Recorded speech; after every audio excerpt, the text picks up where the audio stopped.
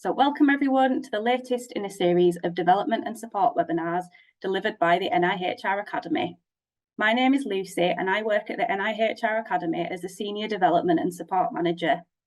This webinar, Optimising Performance, is delivered in conjunction between the NIHR Academy and Capfinity, our leadership programme partners, and will be facilitated by Claire Goodman. Claire is passionate about supporting leaders in all spheres of life to rise up with compassion and optimism. She has significant experience in talent management, change management, and equality and diversity inclusion in the global corporate environment. Claire, I'll now hand over to you. Hello, very warm welcome to everyone, and thank you so much, Lucy, for that introduction. So my name is Claire Goodman. I'm an executive coach and facilitator from an organisation called Capfinity. As Lucy said, at Capfinity, we really believe in good leadership. We believe that good leadership changes everything. So we work with our clients to define what good leadership looks like in their organisation, and then we build development programmes to support leaders in their growth journey. We've been running the Future Focus Leadership Programme in partnership with NIHR for several years now, and it's been a real privilege for me to be involved in that programme, and it's lovely to be with you all here today. So in this webinar today, we're thinking about the topic of optimising performance. Now, when it comes to managing our time, we often prioritise either speed or results, ending up either with weak outcomes or unanswered questions and errors further down the line. So to optimise performance, we need to find ways to be both efficient and effective with our time. So I want to just ask you this question. First of all, I'm going to give you about 20 seconds to have a think about it. How much free time do you have in a week?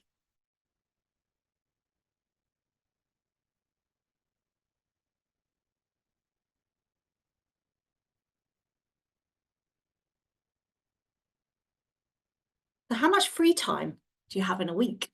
I suppose the question is, what is free time? What do we mean by free time? Is free time just sitting with a book or watching TV? We choose our jobs. So is that part of our free time?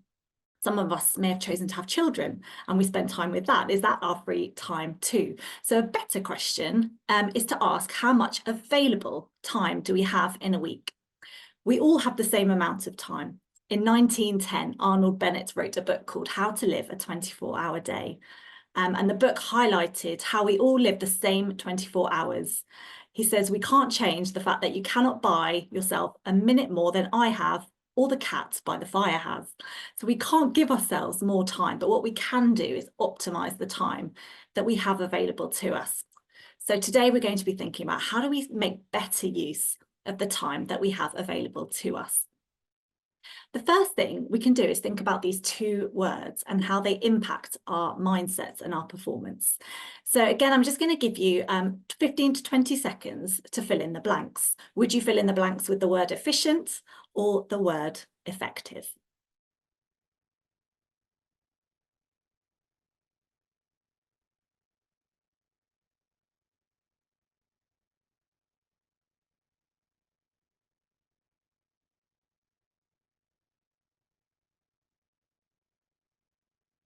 How did you get on? So it's agreed that internal meetings should be a maximum of 30 minutes in duration. This will make them more effective. If in doubt, go to the new research team. They always have the answer. They're very efficient. What's the difference then between effectiveness and efficiency? So effectiveness, it's about accomplishing a task or producing a desired result. It focuses on achieving the objective. Being effective means we do the right things. It's about the end result. Efficiency is about performing the task in the best possible manner. It focuses on a maximum result with the least time and effort. Being efficient means doing things in the right manner. It looks at the process and the means of doing a task. So when it comes to tasks, what happens is we tend to prioritise either outcome and results, i.e. effectiveness, or the speed and the resources involved, the efficiency. But will doing either one of these on their own give us the optimal performance? So let's see. So if we go back to the previous example, Here you can see the consequences of being efficient without being effective. It can lead to poor results. People might be confused. There are unanswered questions. And the consequences of being effective without efficiency, perhaps it's around poor use of resources. Perhaps the team are then working on the wrong things. So they're being effective, but not necessarily efficient. So there's something here about how do we balance these two things. Sometimes we can spend time, energy and resource suboptimally, trying to either be fast or concentrating too much on the results, spreading ourselves too thinly for the benefit of others. So to optimize performance, we just need to rethink how we view and approach our available time. We need to be constantly asking ourselves, either am I doing things right or am I doing the right things? So this session will be about how we as leaders can optimize performance by bringing this concept to life using these 3 Ps: prioritise, protect, and prepare. So prioritising, focusing on efficiency, reconsidering what's important and what's urgent, protecting, knowing when and how to set boundaries and relinquish that control, how to create that capacity for us to flourish and for those around us to flourish. And then P for prepare. So how do we make sure we're ready for the unexpected? How do we become comfortable with being uncomfortable? There's a nice quote that says that there's nothing so useless as doing efficiently that which should not be done at all. So today we're going to think about how do we use our available time to make the best use of it. So let's start with this concept of prioritise. I'm going to give you 20 seconds to think about how you would make this grid pattern both vertically and horizontally symmetrical in the fewest steps. One click is one step. So just have a think for a few seconds how you would make this grid horizontally and vertically symmetrical.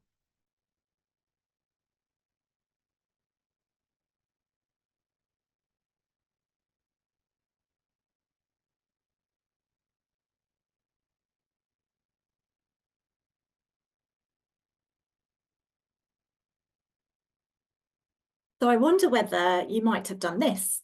So you may have added 12 blocks, which would have been 12 steps.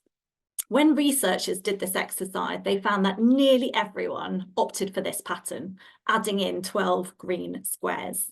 But does adding these boxes give us the optimal results for the objective at hand? How about if we remove 3 blocks and add 3 blocks in the corners? That would be 6 steps. Or how about just removing the 4 blocks altogether? That would be 4 steps.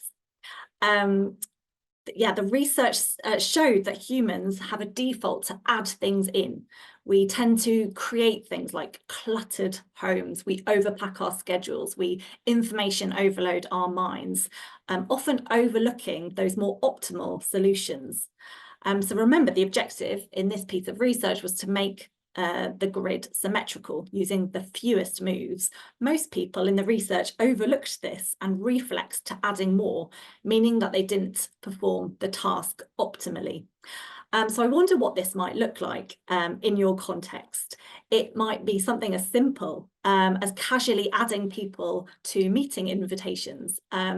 We might think it would be great to have their inputs, or perhaps we might see people into emails so that we keep people in the know.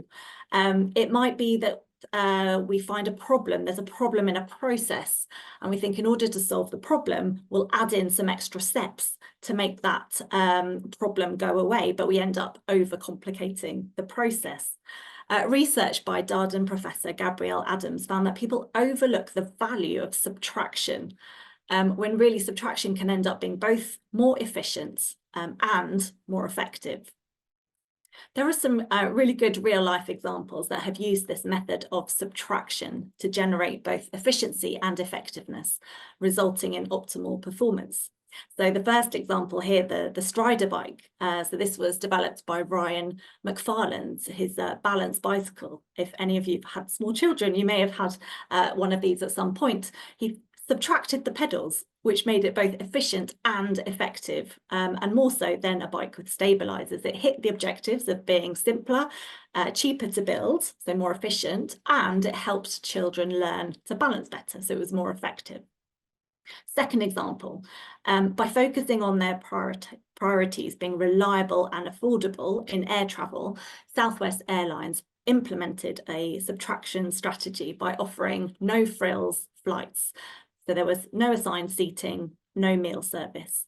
And by doing this, they built a really loyal customer base that appreciated the simplicity, the efficiency, and the price point.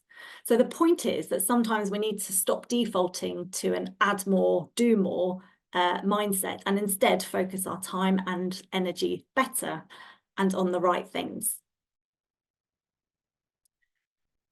So as leaders at NIHR, we need to be investing the best hours of our day on the biggest opportunity, not the biggest problem. And when we prioritise, this indirectly leads to subtraction of other things and tasks. So how can we do this?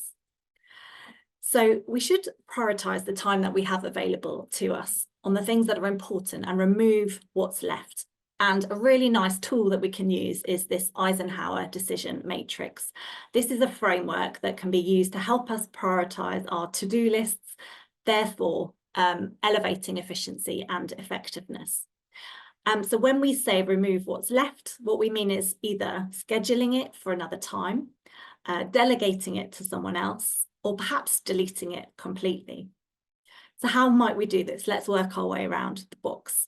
So there's those things that are urgent, but they're not important. So what do we do here? Here it's about delegating. It might be just letting go of control. Sometimes it's easier, isn't it, to do things ourselves. It might feel quicker than to explain it to someone else. But actually then we keep lots of things on our to-do list, which actually somebody else could do. This sometimes requires a bit of planning, a bit of upfront preparation. This is about building the team. This is something that can be done over time. Not only does it mean you can delegate tasks that are on your to-do list, but you're also helping to empower and develop others. Then there are those things that are not urgent and not important. Often these things, they feel easy to do, they're perhaps quick, we might default to them, but they're often a distraction from the things that we should actually be focusing on. So here, notice what typically falls into this bucket for you. And how can you keep yourself in check? How can you be disciplined to ensure you don't end up spending lots of time in this bucket? And then top right, the not urgent but important. So it's really important, isn't it? There's some things that we know are important, but they're not urgent for right now. So this is perhaps about scheduling dedicated, good quality time to do those things. It might be something around building the team, spending good quality time away from the office with a team to consider future risks and opportunities. It might be about building a relationship with someone. Perhaps there's someone who is going to be critical to your long-term success in your research, in your project, in your work, but it doesn't feel urgent to do right now. So make sure those things get scheduled in. And then there's the urgent and important. This is really about knowing yourself. When is the best time of day for you to really crack on with these things? For me, I know it's first thing in the morning. And I know for me, I need to be really disciplined, not to open my email straight away first thing in the morning, but to really get on with the 1 or 2 things I need to be doing first thing in the morning, which often means preparing by planning to do those things the night before. Everyone will be different. You'll know how you work best, but it's ensuring you know yourself, you manage your energy, and you're disciplined to be really focused on the things that you need to be focused on. So using this matrix will help us to perform more optimally on the tasks that we are working on. So what I'd like you to do now is I'm just going to pause and ask you just to think about what is currently on your to-do list. Perhaps you could identify one thing from each box that is on your to-do list. If you could spend a few moments doing that and then just give me a green tick when you have done it. So what's on your to-do list? And perhaps you could just think of one thing in each box just to bring this to life for you.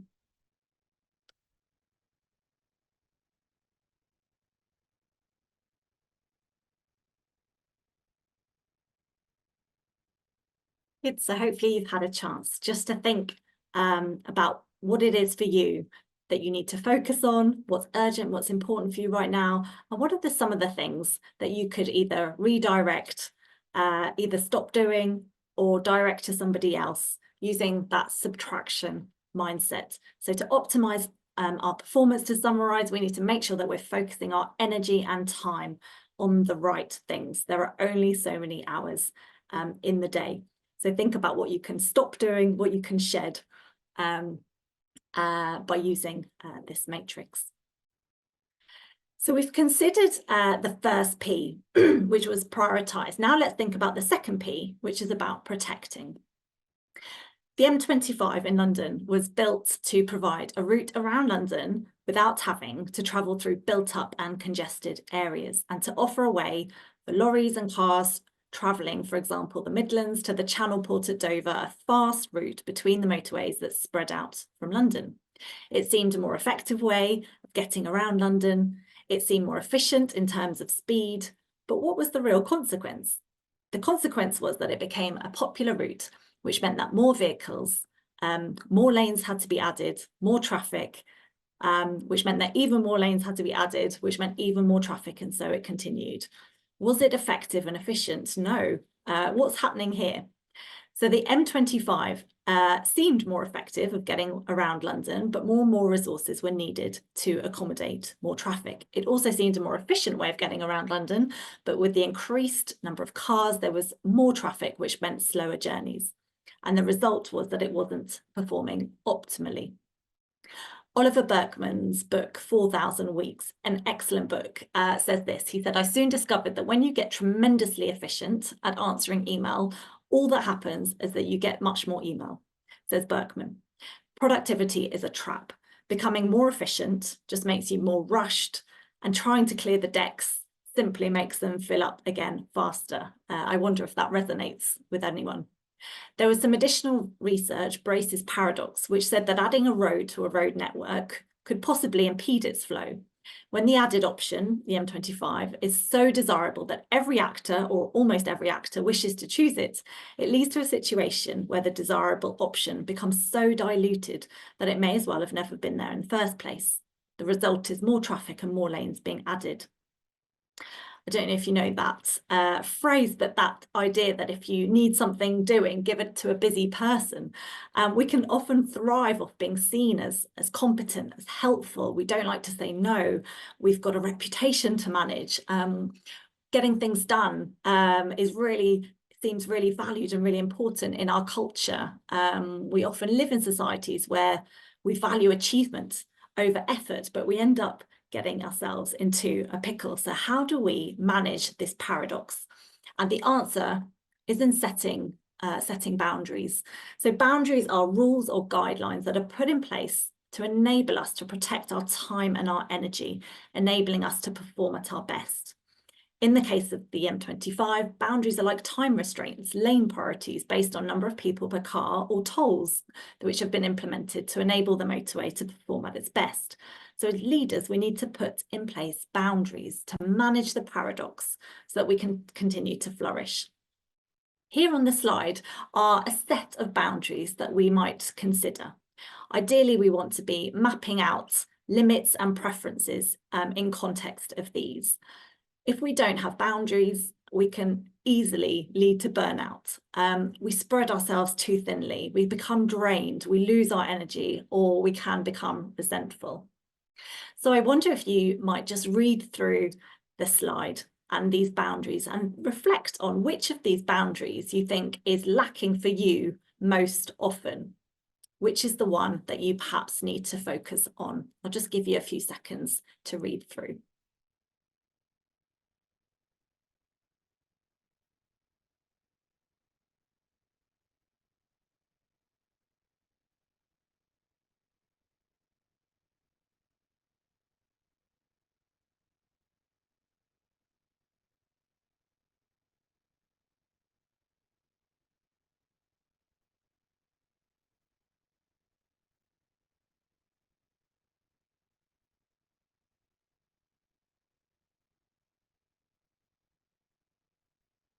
So I wonder which one has caught your attention.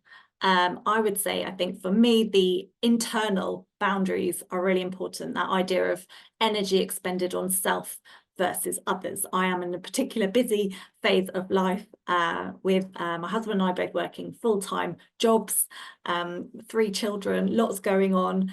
And I know that that is one of the boundaries I have to set for myself. Otherwise, all my time would be spent giving out to everyone else. So whether that's just taking myself off for a few moments, having some time out in terms of work, just making sure that I set those boundaries. Otherwise, I know I start to become inefficient and not good for anyone. So I wonder which of those most resonates with you.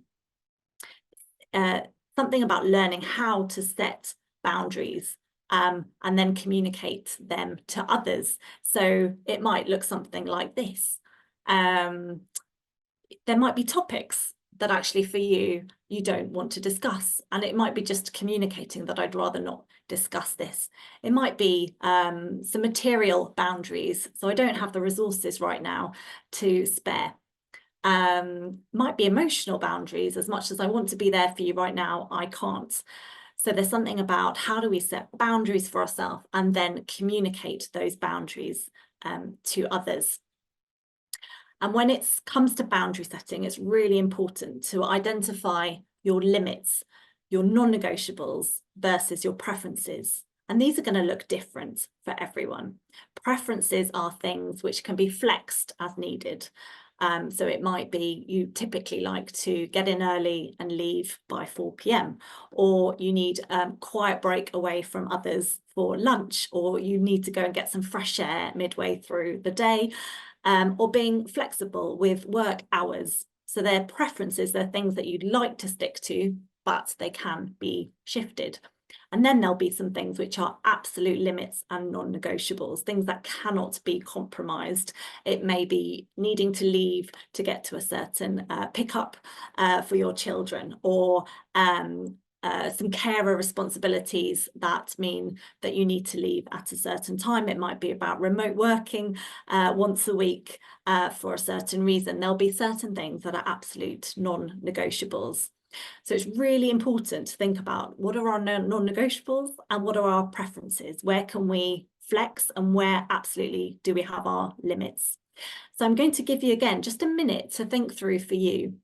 What are 2 non-negotiables for you and what are 2 preference boundaries? And I'm going to just flick back to the previous slide so that you can use these 7 types of boundaries as prompts. So just a minute to jot down what are 2 non-negotiables for you when it comes to boundaries and what are 2 preferences that you have.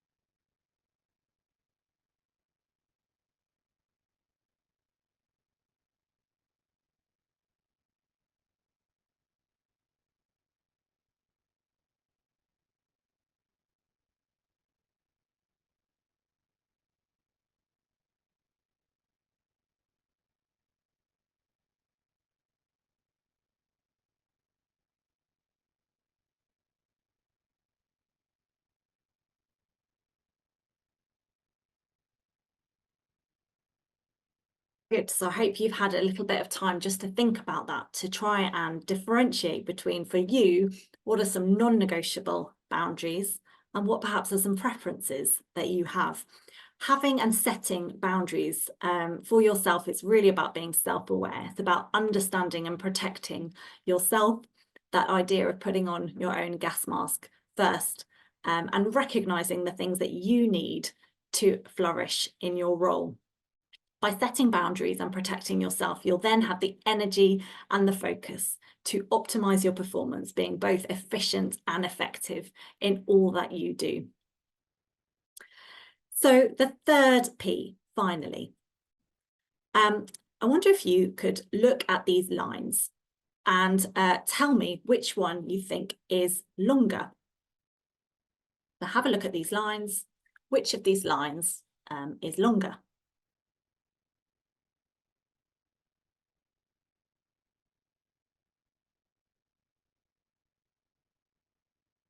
So I wonder how many people answered that they are the same length. In fact, they're not the same length. B is ever so slightly longer than A, as you can see here. But because you may have seen this exercise before, you've probably assumed that the answer was also the same as before, but actually it wasn't. And the idea here is that we can get very stuck in operational autopilot. We hide behind the process and the structure, the aversion to risk, or that ambiguity, because doing things that we know have worked in the past. But change and disruption will happen if we aren't expecting it. And having an autopilot mindset means we won't be prepared for the inevitable, unexpected. We need to step out of autopilot and wake our minds up. So what could these unexpected or expected disruptions look like in practice for you at NIHR? So as leaders, we're constantly exposed to unknowns and uncertainty, whether that's political changes, funding cuts, restructures, moving budgets, new technologies, partners with competing objectives. These things do happen and can be unexpected. So as leaders, we need to be ready to change direction quickly and lead our teams through it. This means not being too rigid with our approaches or overplan to the detriment of other things. So how do we prepare for the unexpected? Ideally, we'd be prepared for everything all of the time, every small problem, every curveball, but this is totally unrealistic. We can't be prepared for everything. We can, however, prepare ourselves for some obstacles that might come our way. And here, the important thing is about mindset.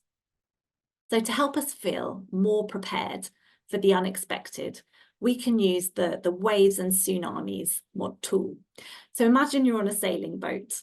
The ideal is that you'll probably have a small breeze pushing you along the whole way, i.e. no problems at all. But realistically, there will be some small waves. These might be predictable problems to deal with, but there may also be some tsunamis, the unpredictable curveballs that just knock you off track. So you can use the waves and tsunamis tool before a project or strategy planning to prepare yourself and your team for the predictable and unpredictable issues that might come your way. So again, I'm just going to give you some time to reflect. Think about a project or a strategy or something that you're involved with, either that's ongoing or about to start. What might some of those small waves look like, and what might be a tsunami? And how would you start to deal with it or prepare for it? So do have a think now. Something that you're involved with, a project, something that's going on or perhaps about to start. What might be some of the small waves that might come up? And what are some of those tsunamis that could come up? And how might you prepare for it or deal with it? I'll just give you a few moments to think about that.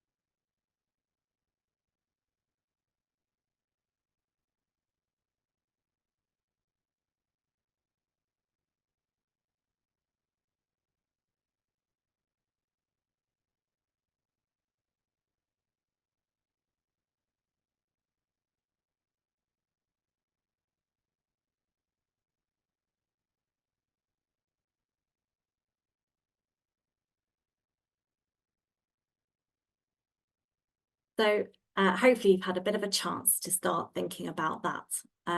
This tool is based on something called the pre-mortem tool. It uses prospective hindsight. So it's the opposite of a post-mortem. The idea is that you imagine you've completed a project and that it was a complete failure. You then identify all the things that went wrong and determine how you would deal with them up front. In this way, it's you identify the risks at the outset and are therefore more prepared for the sorts of things that might come up.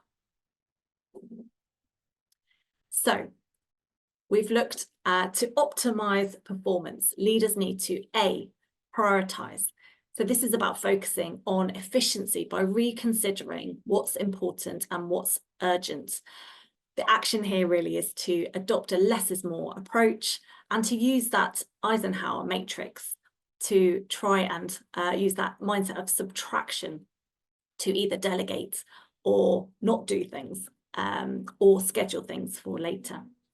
The second P was about protecting. So this is really about knowing and setting boundaries, how to relinquish control and create that capacity to flourish. So here it's about exploring your boundaries. What are your boundaries? It will be different for everyone and it will be different at different stages of life. But just knowing yourself so that you can identify both your preferences and your non-negotiables when it comes to those boundaries, so that you are setting yourself up best for success. And the third P is around preparation. So how do we prepare for the inevitable or the uninevitable? How do we become comfortable with the uncomfortable? Here, check for that autopilot thinking and employ the prospective hindsight, planning for those things that may come up in the future so that they don't take you so much by surprise. For those whose curiosity has been piqued by any of the topics and you'd like to find out more, there's a range of further sources that you can delve into, whether your preference is to read, to listen or to watch. Once you've completed the evaluation at the end of this session, you'll be sent a copy of both the slides and also these further resources that you can delve into further. Thank you so much for listening. I'm going to pass back now to Lucy for our Q&A session. Thank you, Claire, for delivering such an interesting session today. So I'll now open up the Q&A. There's still time for you to send in your questions by clicking on the Q&A button, and you can send the questions to us anonymously and upvote on the existing ones you want answering first by clicking on the thumb icon. So the first and most upvoted question that we have is, how do I share my boundaries with my team and ensure they are met in the workplace, Claire? Yeah, no, that's a really good question. It's interesting that sometimes we feel we need to keep this to ourselves or not share it, but actually it's really important to role model to our teams the fact that we are also human and we need to set our own boundaries. But it's a way of doing it. I know a leader once who used to love just going for a run at the end of the day.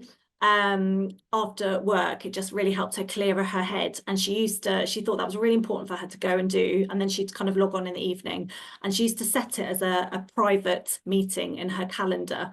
And she suddenly had this epiphany that actually she should really just share that. So she sort of made it unprivate and just shared with her team that that's what she did, and she explained why. And she ended up having really brilliant conversations, open conversations with her team about it. So I think absolutely share these things with your team. Show them that you're self-aware, show them that you're human, show them that you yourself need to set boundaries. And the more you role model that with your team, the more your team will feel safe and comfortable to do the same. Lovely, thank you, Claire. So I'll go to the next upvoted question on the list, and that is, I sometimes feel that leadership is lose-lose in this context. If you look overwhelmed and too busy, that has a negative impact on the culture. But if you seem relaxed and calm, then that sends a message that you are not one of us. How can we navigate that? Yeah, no, that's a really good question. You want your team to feel like you're one of them, but at the same, you need to show that leadership and that kind of composure. So I think it's a really tricky balance, and it's a really fine line, and we can tend to sort of lean one way or the other. But I think it's just about continuing to be really clear in our communication, It's about being really open about the challenges I think that we face as leaders, the things that are going on for us that are relevant to our team, that concern our team, and being really clear, and just how we communicate our priorities to them. So showing your team, again, being clear, being a role model, explaining to them how, the things, the pressures that you're under, what's going on for you, but not in a way to, like you say, not in a way to unsettle them, but in a way to show how you are managing them and what you need and the boundaries that you're setting for yourself. Modeling that work-life balance, I think, is really, really important as well, showing them that you too can get overwhelmed and this is how you manage it, and perhaps having that open conversation again and asking them how they might like to do the same. So I think it is really tricky. I think it's definitely a tightrope to be walked, but it's about both as a leader, showing that vulnerability when it's appropriate. I think we often err the other side, and I think actually often we can be more open. I think our team really appreciate that when we can show a little bit more vulnerability. I think it helps them feel normal and helps them feel safe, and it allows them to also express things that are going on for them as well. Perfect. Yeah, I think there's multiple questions in the Q&A box just looking on this topic around, is it appropriate for me to share kind of when I feel overwhelmed with my team? I think there's that common guilt of feeling like you need to lead by example, but I think it's really important, isn't it, a leader to show, as a leader to show that you're only human too. And I think role modeling those behaviours is very, very important, isn't it, Claire? Yeah, absolutely, and I think the more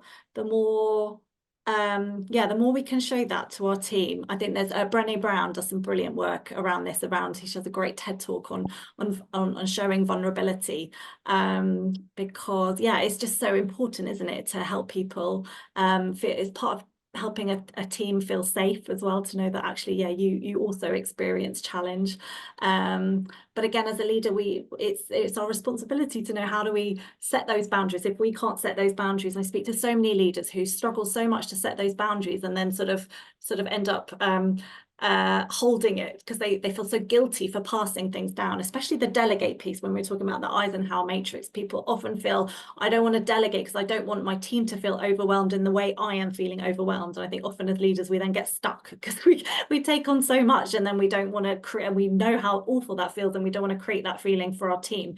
So there's something about, how do we just share this burden of responsibility and not feel like we have to hold everything as a leader, but do it in a way that kind of feels open, that we can have open conversations with the team about this as well, and we all feel part of it together rather than feeling very isolated holding this pressure ourselves. Absolutely, thank you, Claire. So I'll go to the next upvoted question, which is, it seems unrealistic to take things off a to-do list as a leader. How would that work in practice? These tasks still need to get done. Yeah, it's a great question. I think it's about being really honest with ourselves and asking, in this kind of culture where we're all busy and all trying to do so much, what are we doing inadvertently to reinforce the culture? How are we accidentally also kind of creating this culture of busyness? And if we don't stop as leaders and really take responsibility for what we're doing, it's never going to shift, it's never going to change. So I think there's something about just, how as a leader can I role model something different? I think there's also something about resetting expectations or managing expectations, or being better at managing expectations with people. So yes, everything needs to be done yesterday. Right, let's stop. Let's have an honest conversation about actually what's on our plate. What are we going back to the goal? What are we trying to achieve? What are we doing here? What's most important? Using that matrix almost as a way to have a conversation with people. So yes, I know this all needs to be done, but what are the urgent, important things that need to be done now? And what can wait till later? So yes, it all needs to be done perhaps, but how are we going to manage this so that it's manageable for all of us? So there's something about, just being able to have those kind of expectations. I think the other thing is around, I know a lot of leaders who really struggle to say no. I think this is really, really, really common. So I think a lot of us need to just get better at saying no to things. And it's so difficult because we want to be ever so helpful. We want to be seen as competent. We want to achieve. We have that drive. We want to do a good job. And there's so many reasons why we really struggle to say no. So I think perhaps that's something that's worth thinking about. If that's something that you struggle with, really think about how can you say no? And it doesn't mean it needs to be an impolite no. Again, I've worked with a lot. I worked with a leader recently, and we spent just a lot of a coaching session just working out phrases and things that she could say to politely turn people down when she had lots of requests that came to her. And actually that was really helpful, because the reason she struggled to say no was because she didn't want to be impolite or rude. So actually just thinking about, if that's an issue for you, how to say no, how to also say no, not yet, or can I redirect you to somebody else? So I think it's recognizing what are we doing to add to the issue, what's within our control to stop, and what are some very practical tactics or tools that can help us to better manage those expectations and our time. Absolutely, thank you, Claire. So go on to the next most upvoted question, which is, how can I best coach my team to be adaptable to? Yeah, it's really difficult, and I think it really depends on the personality of your team members. So everyone will be different.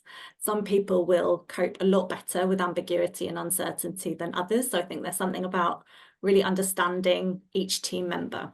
So if they're really struggling to be adaptable, or finding it difficult to kind of flex or deal with the unexpected, it's about what's going on for them. What is it that they need to help them? I read a brilliant book recently called Embracing Uncertainty, and they talked about that often that anxiety when things are going wrong. There's this anxiety and this rush to get back to things feeling safe again. And this idea that actually that's not always possible. We need to just learn to let go and be better at just getting used to being in the unknown, being in the uncertainty, and embracing some of those feelings that can come up for us in that uncertainty. And that will be different for each team member. So really understanding, what is it about this, the level of uncertainty we're going through at the moment, this ambiguity that you're finding difficult, what's coming up for you, what do you need right now, that's going to help you feel more comfortable during this period, rather than perhaps as a leader we might want to fix it for them or help make it better, or we think, oh gosh, we must provide lots of certainty for this person, let me tell them what I know. Actually, part of our job as a leader is to help them feel more comfortable in this period. And that starts with us. So we can't help them if we can't do this for ourselves as well. So there's something about, how do we manage ourselves? How do we cope with the uncertainty, and how can we share some of that as well with our team and enable, really support them through that period and help them to be adaptable too. And using this tool of being prepared really helps. So what's going to help them feel more prepared for the different obstacles that come up for them. So just helping them think through and prepare and get ready and feel equipped, I think is really helpful as well. Lovely, thank you, Claire. Got time for a couple more questions here. So I'll go to the next on the list. So, how can I prepare and predict unexpected curveballs without overdoing it and focusing on every possible way that it can go wrong? Yeah, I think it's a balance, isn't it? It's a balance, I think. I think it's probably sort of combining two things I've already said. There's the sort of how to be prepared for how to be prepared for things that might come up. So what are the most likely things that could come up? So for example, we're entering into a project, there's multiple stakeholders, we think maybe everything's going swimmingly, but at some point down the line there might be some miscommunication issues, there might be people that have competing objectives, there might, so there are some typical scenarios or situations that might come up. So how might we deal with those? So that's when the prepare is really useful. How do I, from previous experience, or how do I, by thinking it through or getting some advice or getting some mentoring, really think about how to prepare for some things that might typically come up?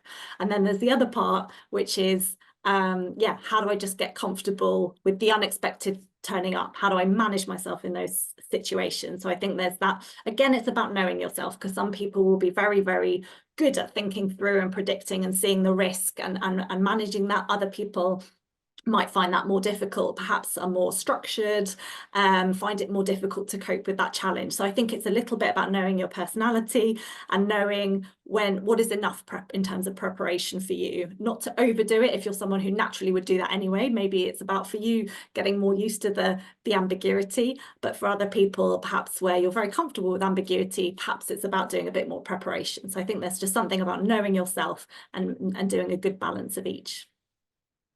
Perfect, thank you, Claire. So we'll go to the next question. Got time for maybe two more. So do you have any advice on how to raise morale as a team when you yourself feel burnt out?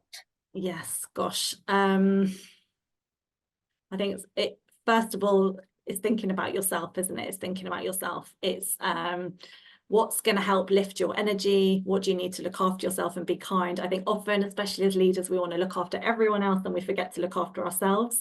So I think it's, what is it that you need right now in your state of feeling burnt out to help you re-energize? And then I think it's a little bit what we were talking about before about how to, maybe it's about, if the team are also kind of feeling that, what is going to lift you as a team? Maybe it's just about having open conversations about that. So perhaps as a leader sharing, yeah, I feel like this too, this is tough.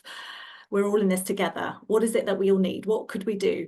And you might have some ideas, but other people might also have some ideas. What can we do just to kind of look after ourselves as a team right now? What can help energize us? Perhaps it's about getting back to the why. Why are we working on this together? What is the purpose of our team? Going back to what motivates us, spending some time thinking about, I think sometimes when we're burnt out, we're so overwhelmed with all the stuff that's just kind of very current and pressing and in our face.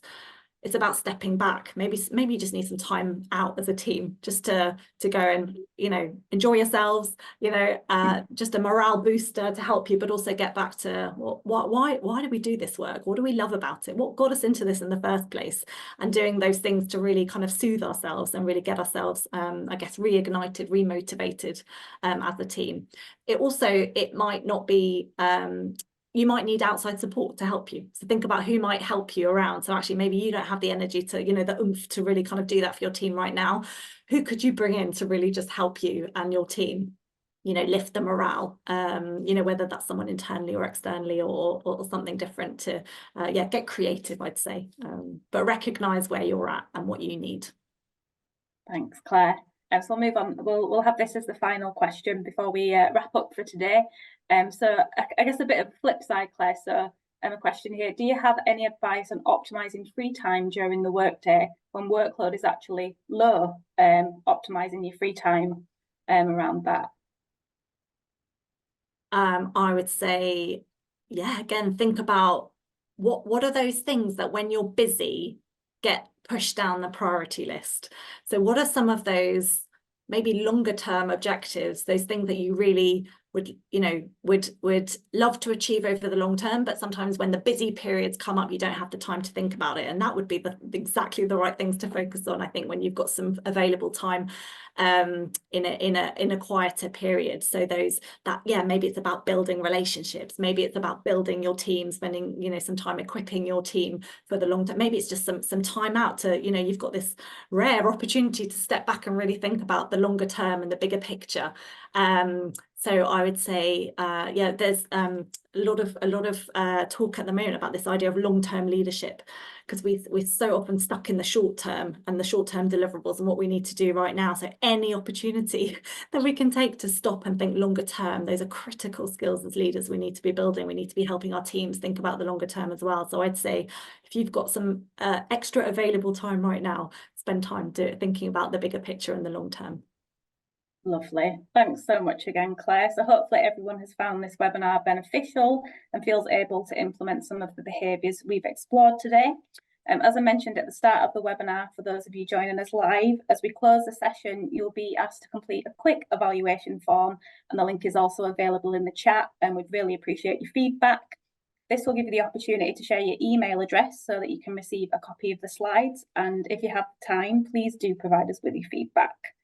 All of our past webinars can be found on the NIHR TV YouTube channel under the Development and Support Webinars playlist, and you'll find a link to this in the chat box as well. You'll also find a link in the chat box for our online leadership development resources on NIHR Learn. So these are available for anyone to utilise. And also our NIHR Academy events page, so you can keep up to date with up and coming events. So thank you for your time. I hope you enjoy the rest of your day.